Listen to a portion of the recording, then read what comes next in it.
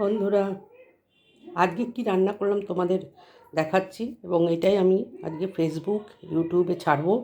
আর beans আলু দিয়ে একটু মাখো মাখো করে তরকারি করেছি।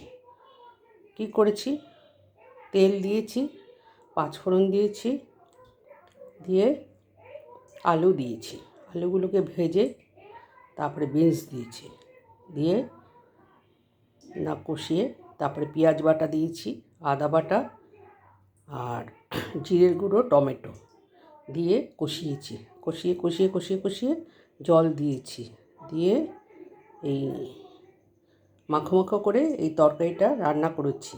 বিনস কারি কেমন লাগলো তোমাদের বলবে, আমাকে জানাবে, আমার কমেন্ট বক্সে সমস্ত জানাবে আমি কী রকম করছি রান্নাবান্না, তোমাদের কাছে কেমন লাগছে। তোমরা না বললে আমি আর কি করে জানবো বলো।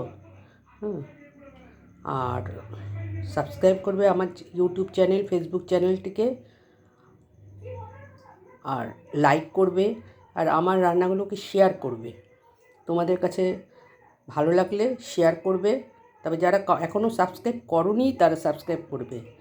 বিনস আলু কারিটা কেমন হয়েছে, তোমাদেরও হয় বাড়িতে, কিন্তু কেমন লাগলো জানাবে। হ্যাঁ।